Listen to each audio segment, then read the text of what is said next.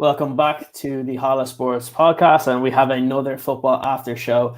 Today I'm joined by Joe and Alan. You may have seen us all on our recent Youth Academy podcast, so just to make sure to check that out.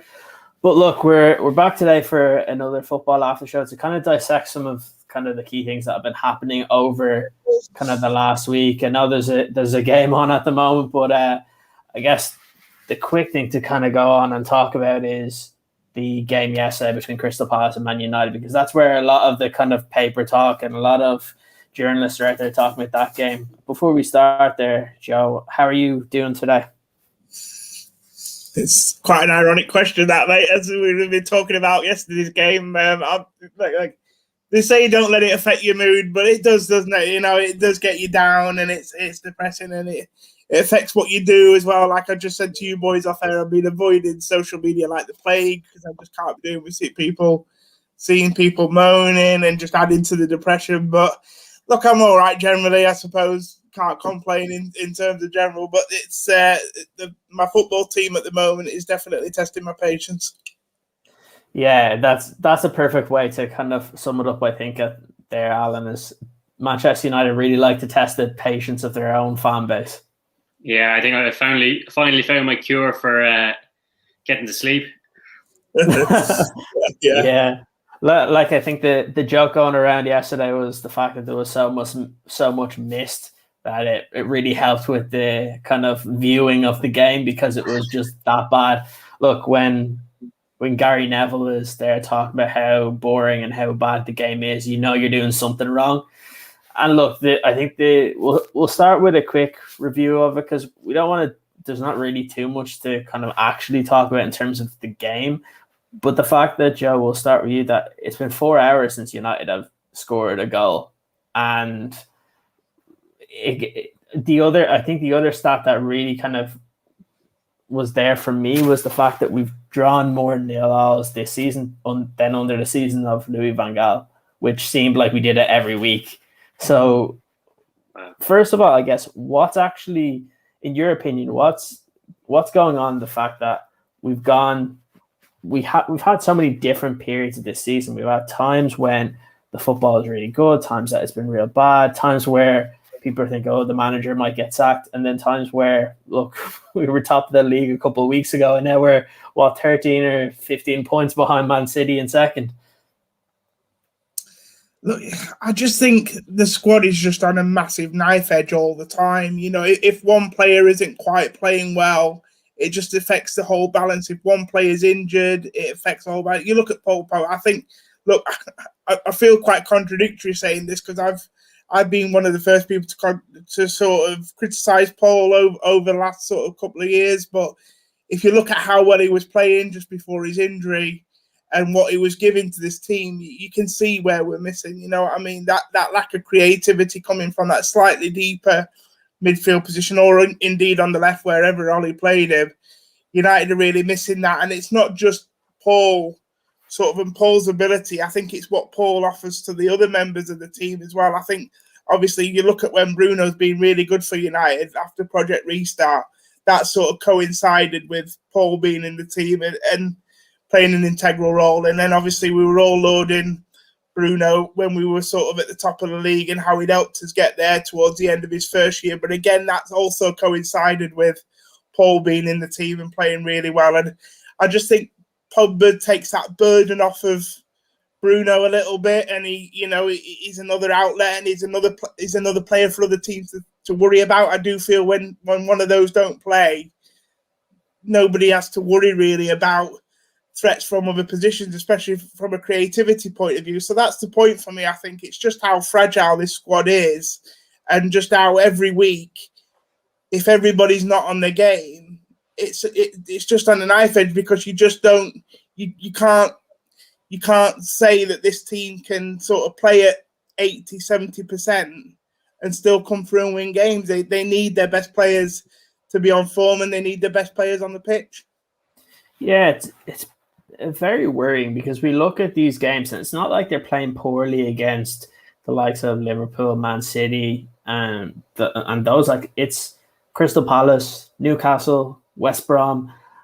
in terms of from your viewpoint, Alan, what's kind of gone wrong in some of those games? Because look, we know there's this whole idea that when a team sits back and goes into a low block, United can't break a team down. But look, we've seen that with the likes of Bruno, that they've been able to do that prior to now. But what have you seen recently from some of the performances that, personally for me, I just feel like there's a lack of off-the-ball movement and a lack of work ethic from some of the more attacking players. I don't know if you agree with that, but what have you seen over kind of the last few weeks that would worry you as a United fan? Yeah, I'd agree, and I'd echo Joe's point about Pogba. I think that's been the biggest turning point of late. You know, when Pogba plays, teams can't double up on Bruno because it leaves Pogba free, and if they double up on Pogba, it leaves Bruno free. So that was something you touched on last summer when both were fit, and you had Greenwood firing, Martial was on form. You know, you had 5 players. Rashford was on form as well. 5 players who were on form, and you couldn't really double up on any of them for leaving space to the others. And I think that's the problem at the minute is the likes of Rashford. You know, he's hit and miss. Martial's been off form, Greenwood as well. So, you know, the fact that their form has been patchy, Pogba's been out, a lot's been left on Bruno's shoulders. And, he was extremely poor last night. And I think it's partly because teams are completely doubling up, sometimes tripling up on him, because they know that if the ball is with McTominay, Fred or Matic, not much is going to happen. Even Wan-Bissaka as well at right back, he's zero attacking outlet. You know, there's nothing that comes through him, and teams know that. You see the space that they leave United on the right because they know that the right winger is going to cut in, and that the right back is not going to overlap. And I think until we get a better attacking right back and another creative player in midfield, or a deep lying midfielder who can actually pass the ball and is comfortable on the ball and play long range passes, you know, it's going to be the same story.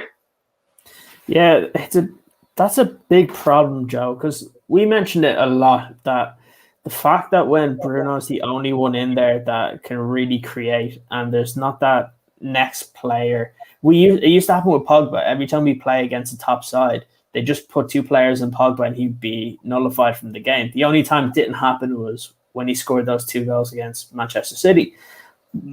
But the problem is now, and I think this is a really good point that Aaron brings up, is do you think that there is a mentality issue at the club? I've been, in terms of some of the people that I've spoken about, and this has been more in terms of when I've been kind of looking at Real Madrid and Barcelona, that are the players nowadays, do they still have that same elite mentality that we saw when you expected Madrid and Barcelona to win everything? And I look at the same issue at United.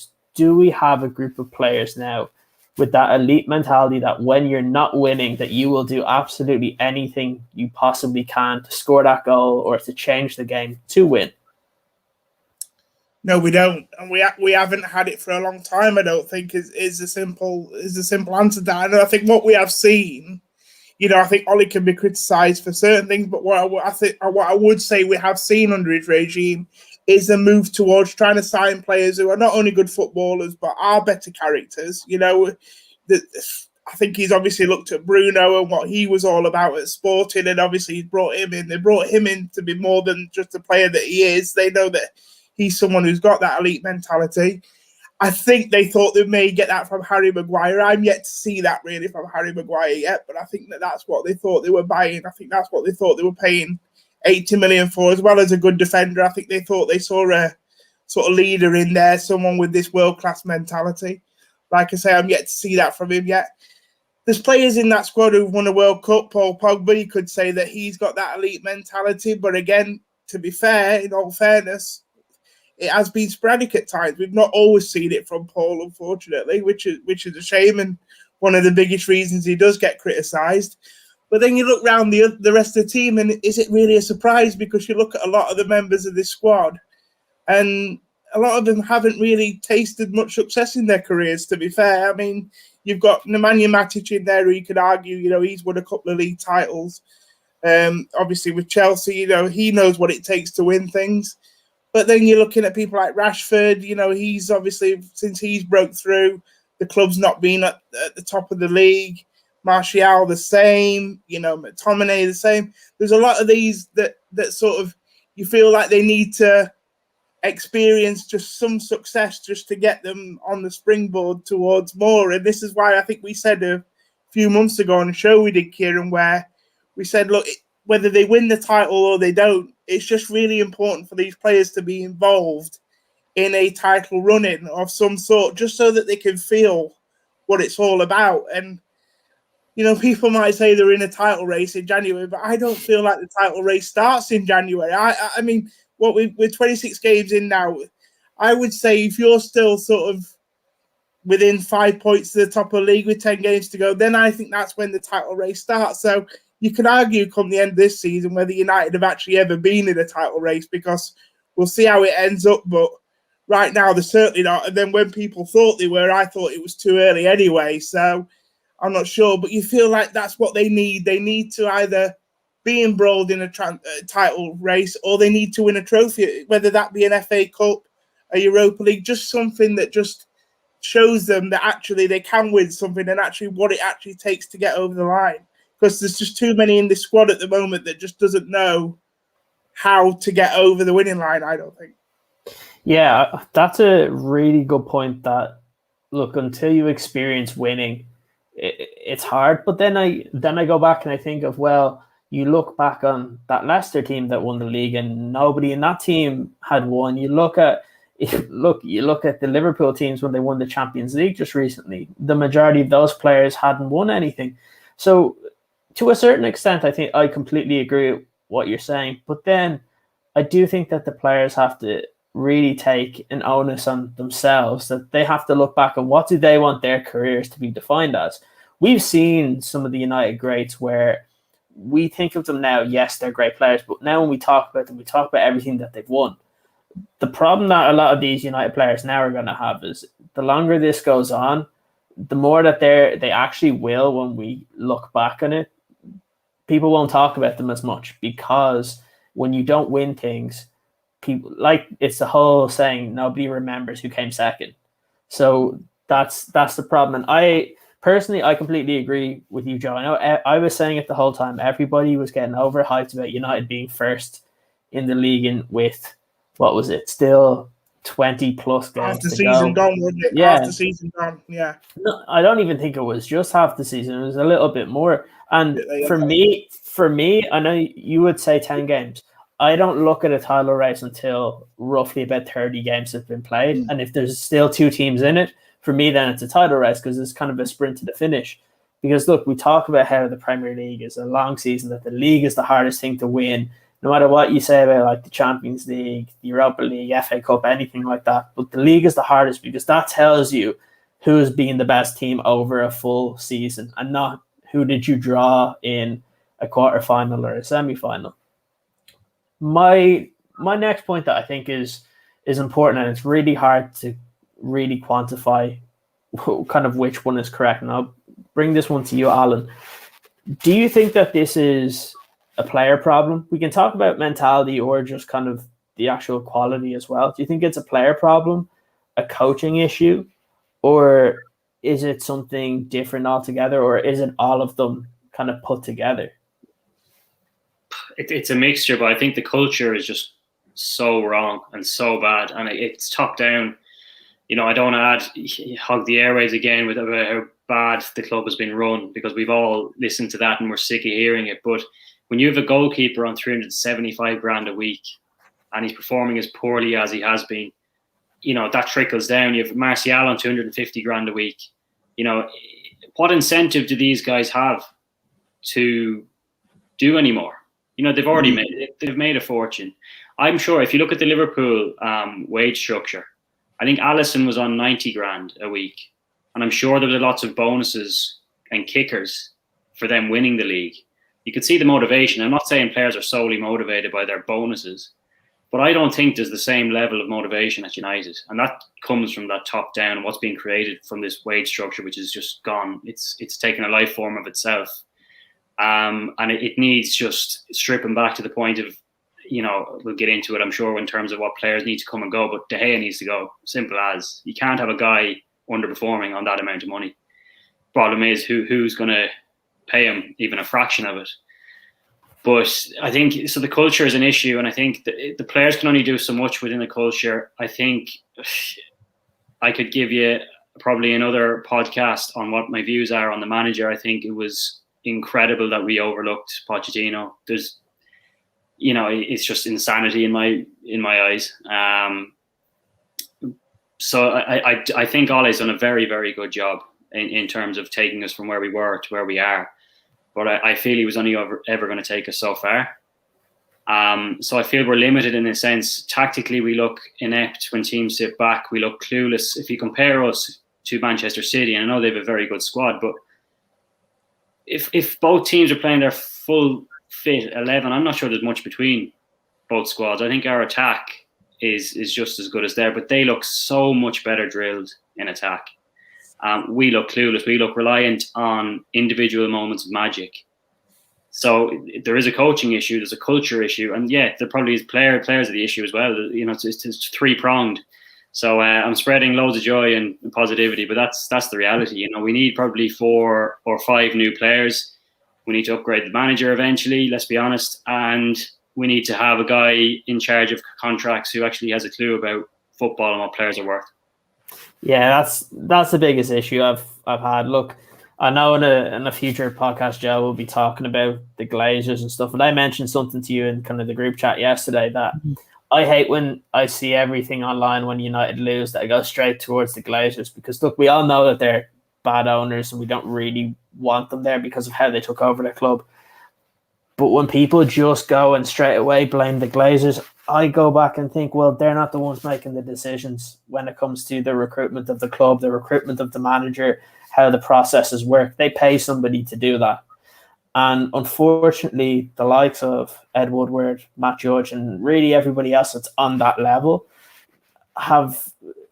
they failed in their jobs in a couple respects. Look, after Mourinho was gone, that was fine, and bringing in Ole, it made sense because he was available. But I still have a problem with every single time that we bring in a new manager that we don't actually do a coaching search, that it's one person gets brought in and that's it. For me, that's malpractice to not be interviewing different candidates. You may know exactly who you want to hire, but it makes no sense that you don't go in and you get different types of managers in and interview them, because you need to get different perspectives.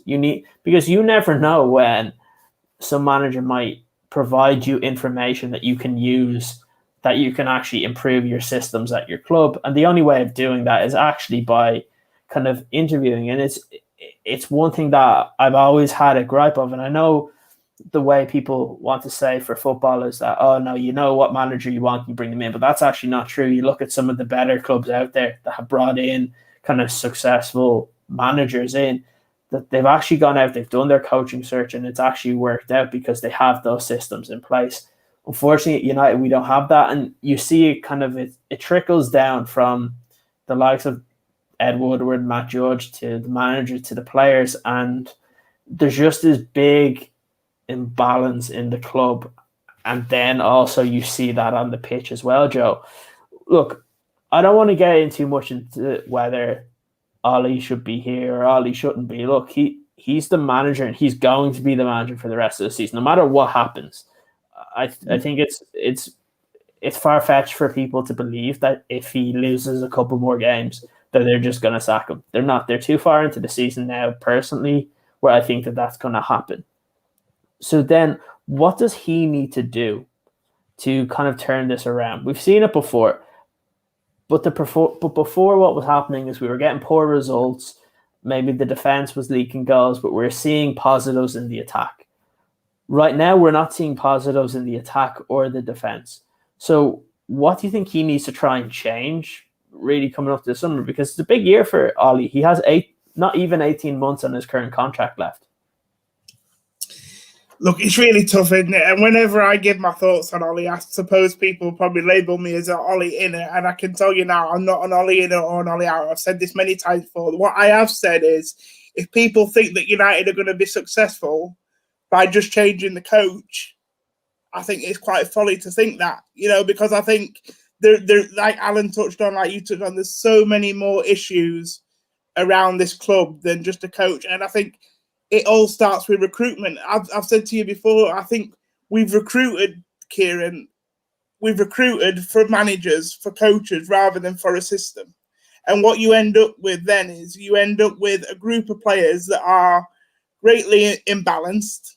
Some of them are surplus to requirements, and some of them are simply not good enough. Like I said last night, I defy any coach in the world to make some of these players title winners any better than what they are. I really do. I just genuinely think there is no coach out there that can coach some of these players towards title. People may disagree with me, but I think, Maguire and Lindelof, for Maguire to be a solid title-winning defender, he has to be quicker. He has to fundamental flaws in his game. I just don't think any coach can improve, unfortunately. And I don't mean to be the bearer of bad news, but this is just where we are with the football club. I just think, like Alan said, there's not one aspect of it that's sort of bad. If it was, you'd just change it and everything would be all right, wouldn't it? But I could still foresee certain issues happening even with a change of coach. But in terms of Ollie and what he's got to do better as a coach. There's no doubt that you can look at some things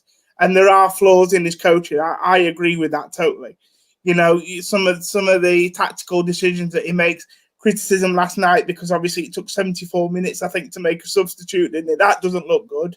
But then again, when you look at United's bench last night, from when you're trying to win a game, he's looking around there, and yes, we've got Diallo on the bench, but from an attacking point of view, that bench looked as weak as it's looked for a long time, to be fair, which again sort of tells its own story. But I think if he wants to keep his job beyond this season, he's got to show progress, Kieran. So what? They got 66 points last season. They're going to have to beat that points tally. You'd like to think that they're probably going to have to finish second. And I think he's going to have to win something. He's going to have to show that he can get over the line and he can get this team over the line. And I think if he ends up in a sort of top four race, which Gary Neville suggested they could sleepwalk into last night, and they only just scrape top four and they don't win a trophy, there could be a change this summer, whether people like it or they don't. I just think there could be, because that for me doesn't signal progress. But what I have said on the other hand is that just if we change the coach, unless other aspects of the club improve as well, we will find ourselves in exactly the same position in 2-3 years' time, because you'll just find a coach having to work with 70% of a squad that probably aren't his players.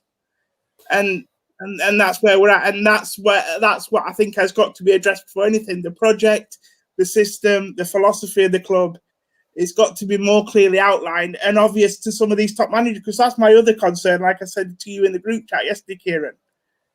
These top managers, yes, Manchester United has an allure about it. It's a massive football club, but everyone can see it's not very well run at the moment, and it's not a great project. And if you look at some of the top managers around Europe, like Nagelsmann, he could probably pick his club, in my opinion, in 2 years' time. So no longer a Manchester United, that type of club, I think, where you just think, well, you can just go out there and get the best manager. It's not that easy for them anymore, I don't think.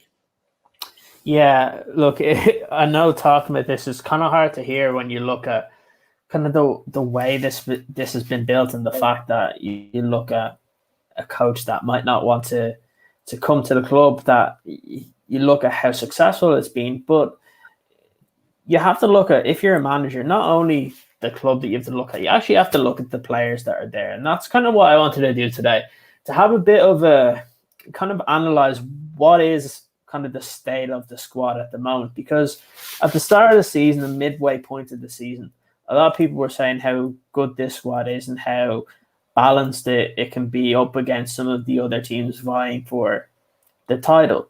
Now, granted, at that point, I think Man City were not playing the way they are at the moment, but still, the question has to remain. And look, I'll start with you, Alan. We'll start with the defense, first of all. Personally, for me, I think the only player that you can probably look at in the defense this season that can really hold their head up high is Luke Shaw, because I think he's been excellent going forward and has also been good defensively this season. We have chop and change that centre-back partnership, and then any kind of big game, it's always Maguire, Lindelof, but we're starting to see the same mistakes happen over and over. You mentioned with Aaron Wan-Bissaka. When it comes to the defensive side, great. When it comes to the attacking side, it's really where when the ball goes to Wan-Bissaka attacking wise, it's where the attacks actually go to die. That once it goes to Wan-Bissaka, he can't move it fluidly up the pitch. And look, it's the reason why I think we've been linked with players like Max Aarons over the last couple of months. Why I know in the last podcast that we were talking about that it'd be nice to see Ethan Laird come back and be given an opportunity if he can continue doing what he's doing at MK Dons. But look, in terms of your own opinion, when you kind of step back and look at this defence, I know there's a lot of rumours that we'll go for a centre back as well in the summer, but it'll be interesting to see what happens with the financials that come out tonight on how much we can actually spend in the summer. But what is your opinion of the defence from just looking at it as an entirety during this season? I think one player could make a massive difference, in my opinion, because you have to judge the defence as a unit. And, well, there's a couple of things. I think De Gea probably doesn't breed much confidence the way he's been playing. You know, he isn't commanding, he never has been. But when he's not making those saves as a defender, you know, you can't be sure. You know, it doesn't fill you with confidence. It doesn't help. I am actually of the belief that if we have a good, pacey centre-back beside Maguire, we'll be so much better for it. And once we have an attacking right-back to supplement Wan-Bissaka, you know, for the easier games, I think we'll have much better balance and choice then. As you saw with Luke Shaw, he needed that competition to raise his own game. I'm not sure Wan-Bissaka probably has it in him to potentially, you know, raise his game to the extent that Shaw has. But I still think having that competition would serve him well.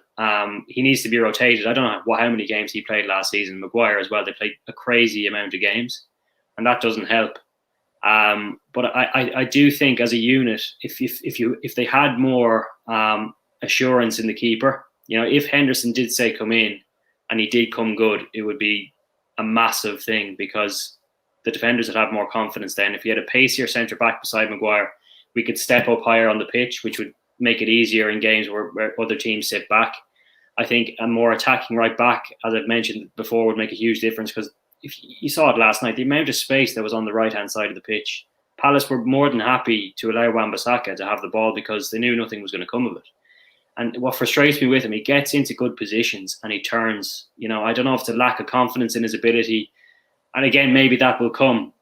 But as I mentioned on the last time, I'd like to see Laird given a chance eventually. He's picked up a couple of Man of the Match awards at MK Dons. And if you look at Reece James' trajectory at Chelsea the last couple of years, he went on loan to League One, did very, very well, went to the Championship, and he made a very, very quick transition at a very similar age to Laird. And it's something I forgot to mention about Laird the last night that I intended, it's an interesting point, is that Daniel Harris, the journalist, was recently commenting on Laird and saying that the Liverpool academy coaches rated Laird as the best player in that United age group. And he was in the same age group as Mason Greenwood. So that just shows you, I suppose, how injuries have impacted Laird in comparison when you see the trajectory that Greenwood has had since. But the talent is there. And I firmly believe that if he does come good, it would be a huge weapon for us because those home games, you know, whatever about a right winger, you know, I think we're actually fine at right wing to a certain extent with Greenwood cutting in on his left. If we had that right back overlapping, because we just don't have it. If we had it, it would make a huge difference. But look, there's a lot that can be said about Maguire and Lindelof. I just don't think they're a good pair. You know, both would benefit having a pacier, stronger. You know, if Bailly was more consistent, it would help. But I think it surely will be the position we place emphasis on signing this summer. Koundé has been linked. I heard bits from the show earlier that highlighted, and you know, really good points there. Che Guevara, Jonas was mentioning, and that's the kind of player I think would supplement Maguire well. But you know, I don't think it needs a massive overhaul. You know, as I say, with Laird there, with Henderson, and with that big signing, I think we'll be in good stead. Yeah, absolutely. It's an interesting one, Joe. Look, we've spoken about the defence a lot. An interesting name that has come up as well, obviously is Trippier. But again, there's a lot of issues there with. I know there's been problems over in Spain, and I know Atletico are fond of him and don't really want to let him go. So I'm not quite sure if that would do. Look, I'm going to give you the tough one here, Joe, because look, we've been talking about this for a while, and the imbalance in this team is really at the midfield, both in terms of look. I think we can all say we're happy with Bruno being that advanced midfielder. Those other two positions, we have a problem because, by all accounts, Paul Pogba is planning on leaving in the summer. I have reservations about if United actually buy somebody else in that position to kind of take over. And then look, the elephant in the room is what do we do at defensive mid? And we will talk about that in a little bit as well. But like, what do you think is the biggest problem with the midfield at the moment? The biggest problem with the midfield, especially from the deeper area for me, is creativity. So it's the distribution of the ball retention from that double pivot. So if Ollie's, we don't know what Ollie's going to want to do. If he's lucky enough to sign a couple of midfielders this year, will he change his formation? That's always been the biggest question. And will he move from a 4-2-3-1 to a 4-3-3, which I think in an ideal world he would love to do. But in order to do that, you have to have at least one world-class midfielder, especially in that CDM position, especially with the defence the way it's been, obviously, because, this defence, the current back four, like Alan said, is definitely, as a unit, got its flaws and it needs protecting. So, if you're going to play 4-3-3 with the personnel that we have at the back, you need a world-class centre CDM. So, will they do that? I don't know. But if he's going to want to play 4-2-3-1, it'll all depend, obviously, on whether Pogba is going to leave or whether he does stay. I think there's so many aspects to Paul Pogba leaving. This is the only thing. It just doesn't feel close. Like sometimes you just feel like when a player's going, don't you? I don't really feel it with Paul because I just think there's the element of, at the moment, there's a lot of talk of actually, does he really want to go? There has been talk of a new contract that we know. But also, then if he does want to go, like, it's going to be another tough summer to move players of that ilk on. It's going to be very difficult for players of that valuation, that quality to move this year because they demand transfer fees that people just cannot pay. So it might be that we have Paul for another year, which is not a bad thing. That's not a problem at all. That's obviously fine and that suits United. But then, like you say, if he does go, Kieran, I don't have the faith in the recruitment, and this is where I'm talking about, that they will fill that hole properly. And that's not a hole you have to fill. That is a crater. That will be that's an absolute crater that United will have to. It's not just a hole. And you'd almost have to say that they probably don't fill it with one player. They'd probably have to buy two players in order to level out the quality. That's how big Paul Pogba is. We've all seen it, obviously, in the run that we had earlier in the season. So it's really difficult. But I think in the midfield, the biggest thing that they need to improve is creativity. They've got a fantastic sort of advanced playmaker midfielder in Bruno. We know that number 10. We know what he can do. But they need someone who can control and hold the ball better in the deeper areas, because you look at Matic, you look at Fred, you look at McTominay, and again, like I said about coaching, there's no coach in the world that's going to turn them into, assist machines. I just don't think they're that type of player, and again, that's the other issue. So again, it's all about personnel. So yeah, someone that's the biggest sort of weakness in this midfield at the moment. It was there to see against Crystal Palace, and it's been there to see in all the games we've struggled in this season.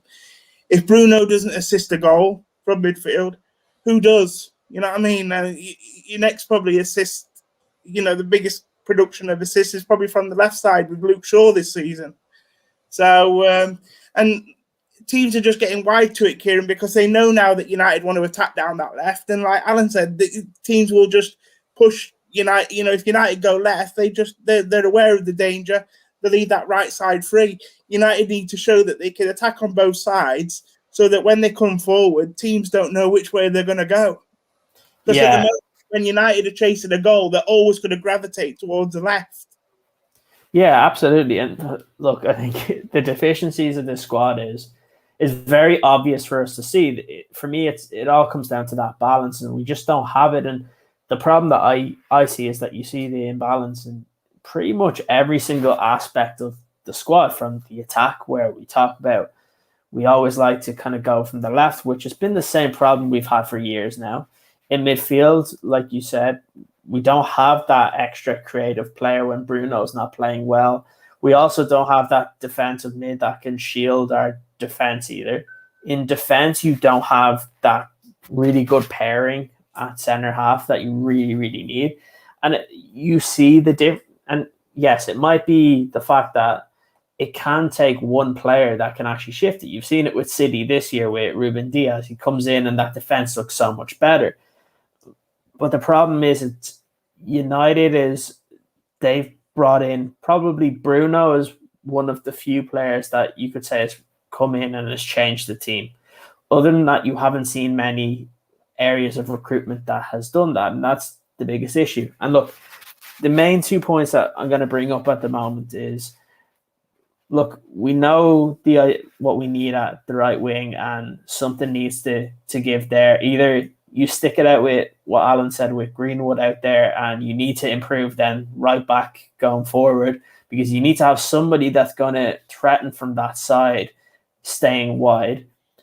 And then the second one is, well, it'll come back to the striker. We've spoken about Cavani, Martial before.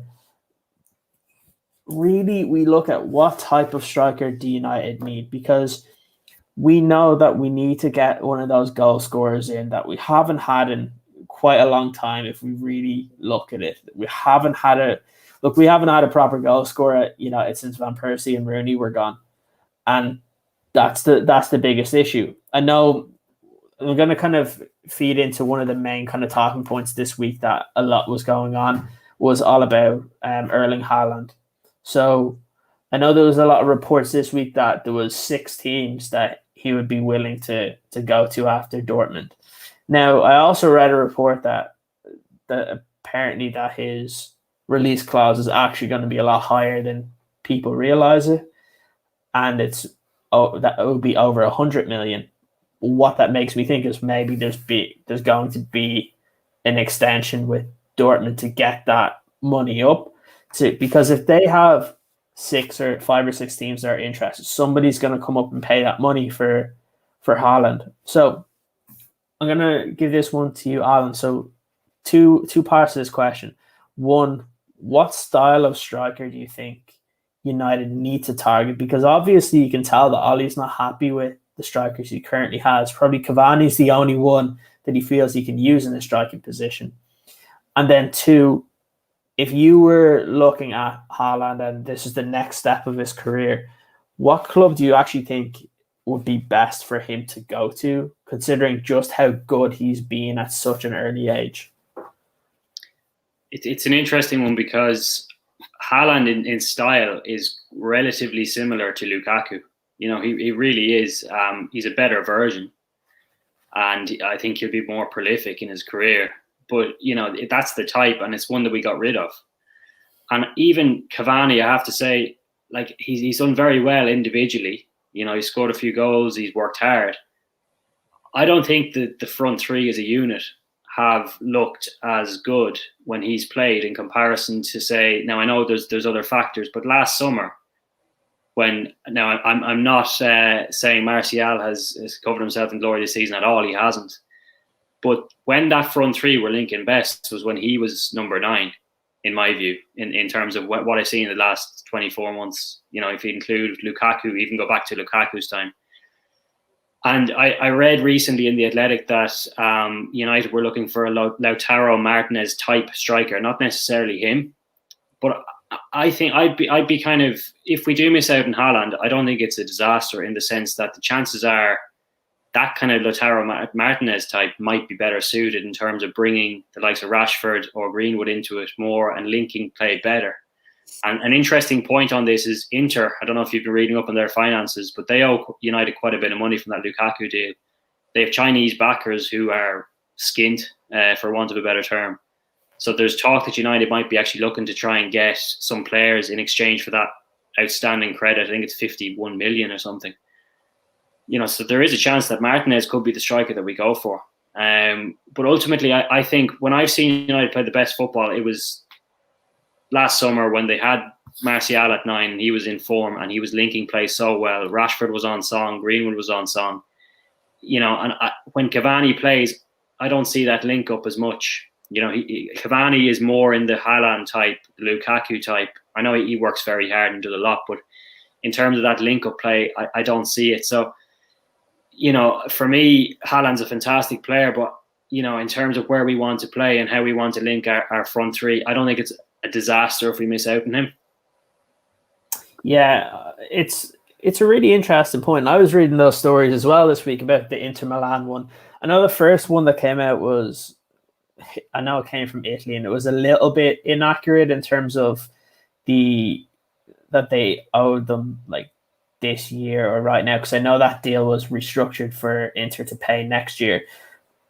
But again, he makes a good point there, Alan. You do, with if they still owe 51 million, and like you said, some of the backers there are skint, because you look at even some of the other clubs around Europe, the likes of Real Madrid, Barcelona, Atletico Madrid, and a lot of them in Spain are skint as well. And that's the problem with COVID. We're probably going to hear some news soon about United's finances, because I know there's a conference call at the moment that's going on, but that'll start to trickle out later, and we'll see just really how much we can actually spend. And if getting someone like, I know the two names that people threw out there were Skriniar as a centre back and then Lautaro Martinez.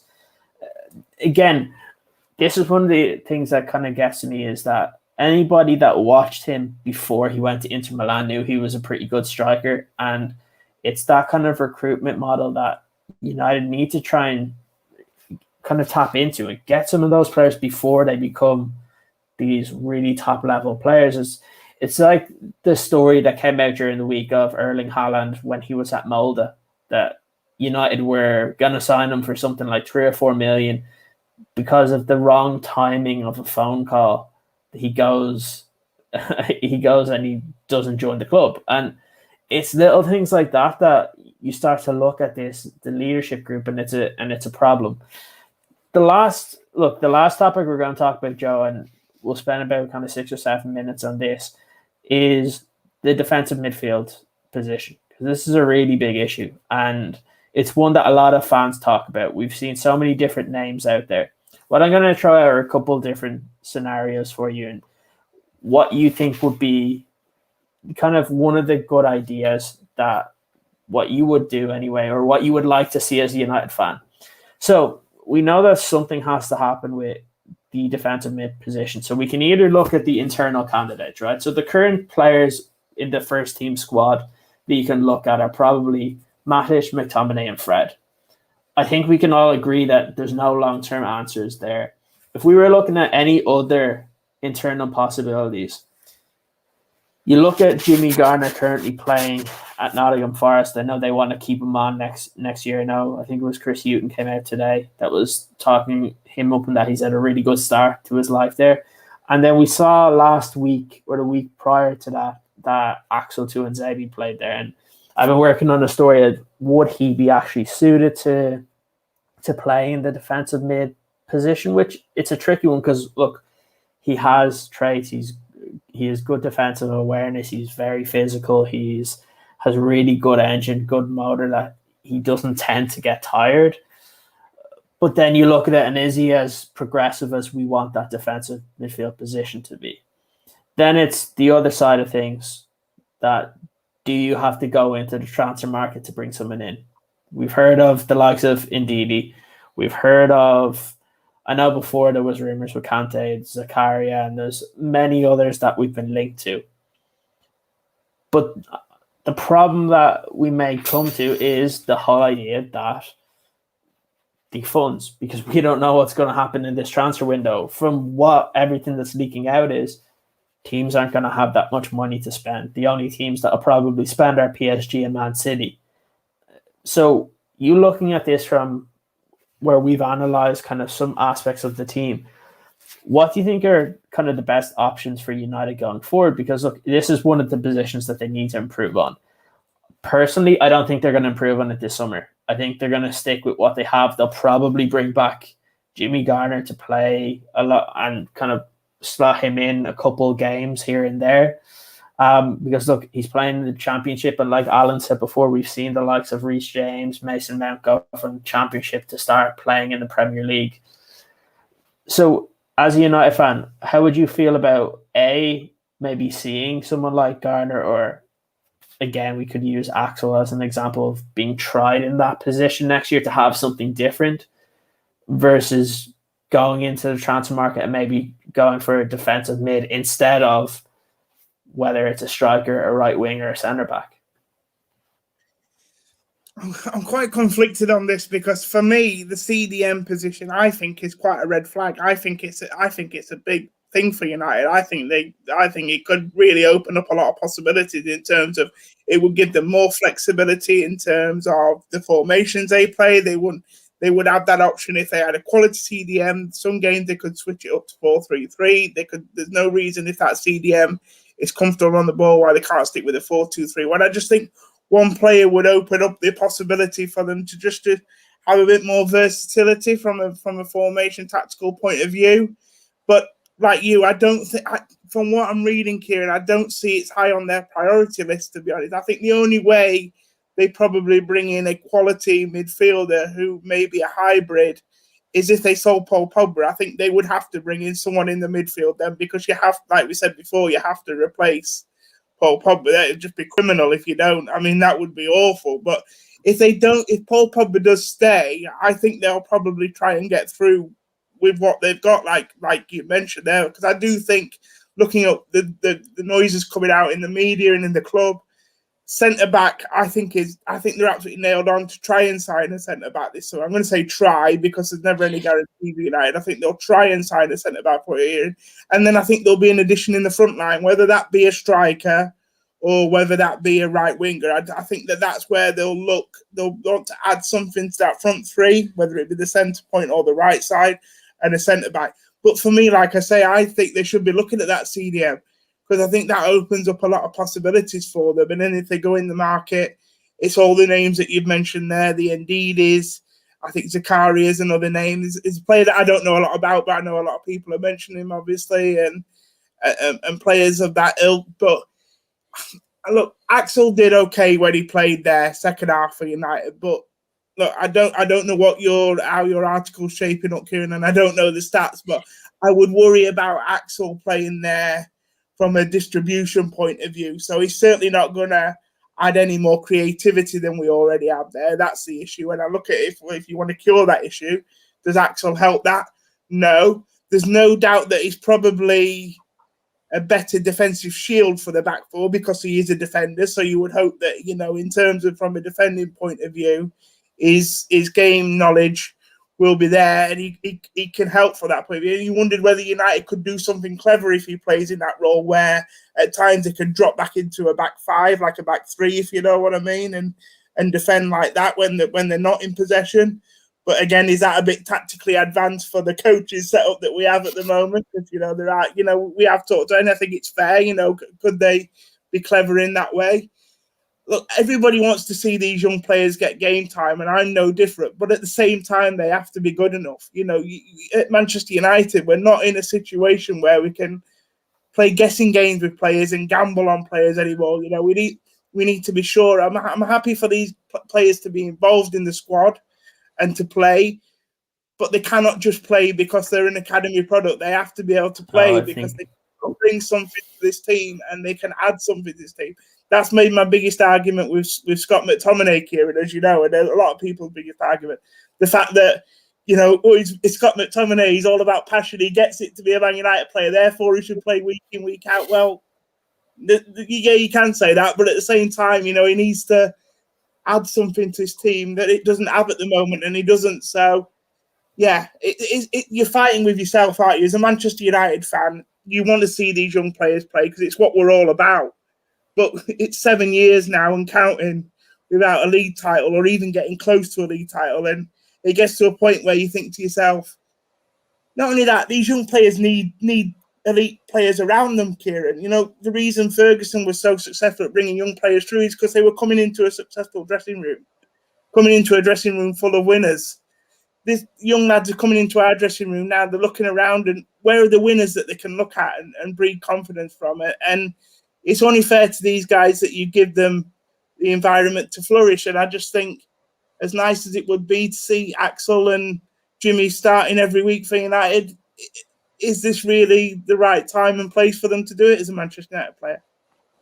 Yeah, it's a tough one. I know Aaron mentioned a couple of names here. Now, one I'd probably focus on is probably Yves Bissouma. I think he's been very good in the Premier League.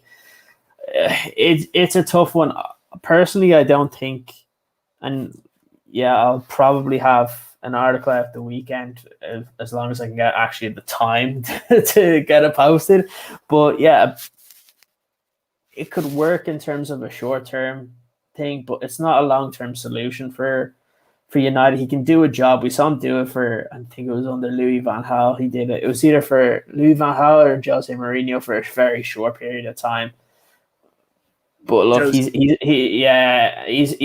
a center back, and that's the problem. Is that where we've mentioned it earlier on. We need creativity from that deep lying midfielder, and the problem is right now I don't see it from anyone that's currently at the club. I don't see it with Matic.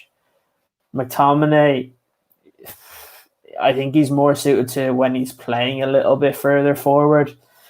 Fred, I know he's kind of improved, but he's one of the more infuriating players I think that we currently have at the club. So really the only one that's left that I'd be fine with giving an opportunity to is if Jimmy Garner came back, but you don't want to put all that pressure on where he has to start every single week.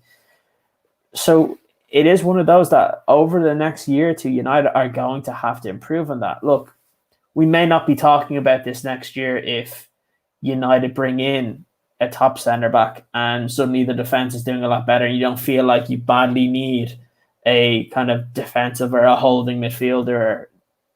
But again, if the defence doesn't improve or we still see those mistakes kind of creep in, I think this talk is just going to continue to ramp up and could end up being one of the downfalls of Ollie's time at the club, because this podcast as a team, it's that imbalance of the squad, the imbalance of the club. And normally, if you get your midfield right, usually the rest of the kind of flair players can kind of fit in around it. Unfortunately for United, they just don't have that midfield right. When you have to play McTominay and Fred, or Fred and Matic, or McTominay and Matic in a midfield, you're not going to create enough. And that's kind of what we saw yesterday, that it didn't matter what midfield that they were going to use. The fact that you didn't have that other creative midfielder alongside Bruno meant we weren't going to be able to get through what Crystal Palace were trying to do. And it was so obvious watching that game. And it's happened so often this season. And unfortunately, it is going to be one of those that I think probably have to hope that Pogba can get back soon. And also adding on to that we need to kind of shift the way we play in order to kind of get the best out of the current players that we have at the moment. We'll leave it there for this week. And I just want to thank you guys for joining me this week. This was a nice bit of a talk after just how poor the game was yesterday, to be able to go back and kind of reflect on things, even if it is a little bit kind of not the most positive thing to be talking about. But again, I think a hint of realism is needed within our fan base, because we mentioned it over the last few days, just how toxic. It's either one end of the spectrum or the other. You're either so, I hate using the word Ollie in or Ollie out, but you're so pro kind of what everything's happening now, or you absolutely hate everything that's going on with the club. And sometimes the truth is a little bit in the middle.